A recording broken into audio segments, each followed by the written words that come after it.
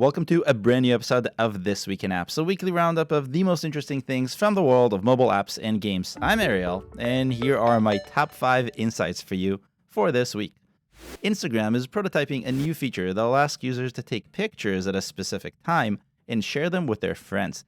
If you think this sounds exactly like BeReal, the most downloaded app in the US right now and for the last few weeks, you're correct.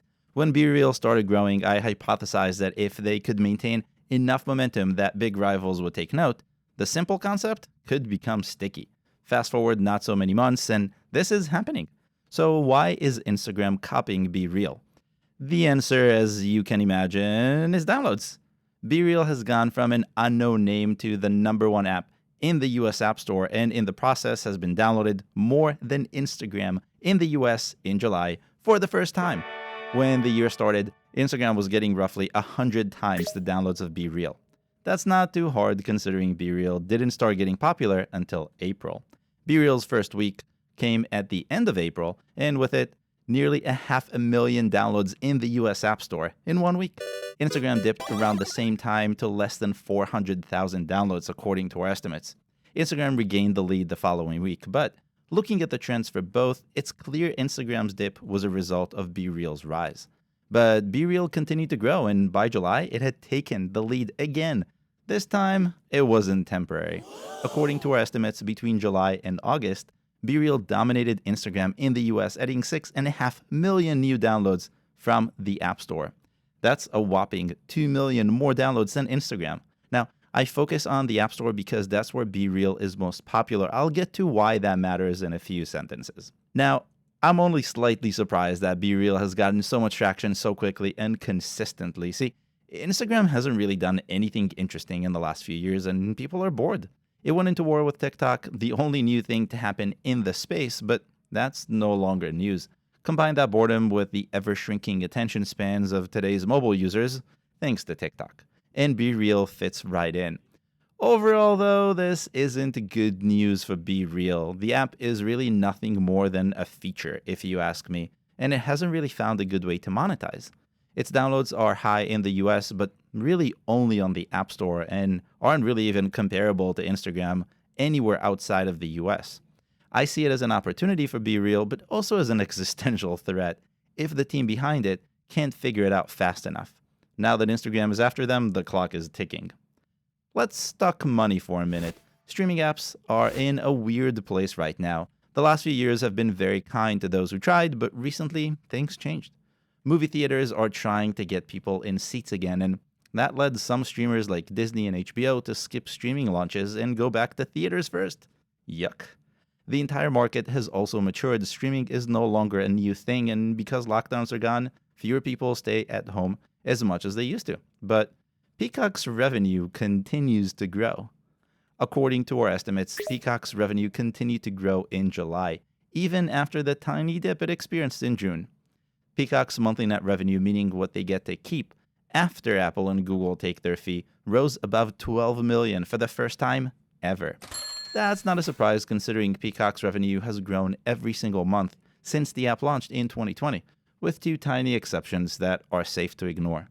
In absolute terms, this isn't HBO Max or even Disney Plus revenue, but we have to keep in mind those are very different services in many ways. Like BeReal, this isn't necessarily great news for Peacock, though. So while there is growth, there isn't too much of it. Not enough, in my opinion, for a service like Peacock. The main reason isn't Peacock, though, but I think it's the market. HBO Max and Disney Plus are some of the highest earning apps in the US because they offer content that rivals movie theaters, which cost more at the end of the day. For all the nice things Peacock offers, it simply doesn't have that kind of advantage, and that's why the revenue is so different. But that also means that movies going back to theaters won't impact it as much. That's why I expect to see revenue continuing to grow at a moderate rate for now. And this is a good opportunity to say that if you like the insights in this episode so far, give the video a like and let YouTube know that it's awesome. That's all I ask. Next, speaking of money, discounts are a great way to get people to take action. I looked at how restaurants do that more than once. Not all do it right, but that's a different problem altogether. This week, I noticed my favorite soap store was sitting at the top of the App Store, a place retailers don't normally show up in, so I had to take a closer look. You can probably guess what it was: a new rewards program to get discounts. Bingo! Bath & Body Works app, which isn't new, is now the home of the store's new rewards program that offers points for every dollar spent, along with other fun perks. Looking at downloads, people really want to be rewarded for their soap purchases. Over the last 10 days, downloads have gone up nearly 2,000%, from just around 11,000 per day to nearly 250,000 on Tuesday, according to our estimates. That's in a single day. Wow. Lots of apps have gained momentum over the last few months by offering promotions.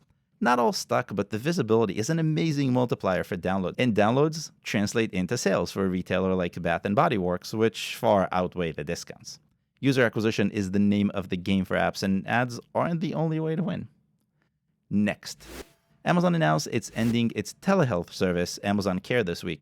This is a big move for a service that was born right before the pandemic, which made telehealth popular and more accepted. Weird, right? Amazon said the service wasn't complete enough to continue, and that's why it's being shut down. But what does that really mean? Telehealth, which is a fancy name for a doctor's appointment over FaceTime, is best done by mobile phones, so looking at downloads may give us a better idea of what's going on. Then, looking at downloads of the top apps in the space, downloads certainly paint an interesting picture. Interesting for the top apps, though, not really for Amazon. I say that because the trend for the top three, which include Teladoc, Simple Practice, and Doctor on Demand, has been fairly flat for the most part. And fun find, Simple Practice knows how to do App Store optimization. Well done. It's clear COVID had a massive impact on the space, and that's not something Amazon expected when launching Care back in 2018 for their employees and very large enterprise customers only. But that sounds like an opportunity. Looking back, Simple Practice saw the most growth in early 2020, going from just a handful of downloads in Q4 of 2019 to nearly 500,000 downloads in Q1 of 2022. I couldn't skip the data. But back to the trend and its impact on Amazon. The rise of Simple Practice and Teladoc has made it very difficult for others to enter the market. We can clearly see that by looking at downloads of Doctor on Demand, number 3 on our list, which shows fairly flat growth versus the other two.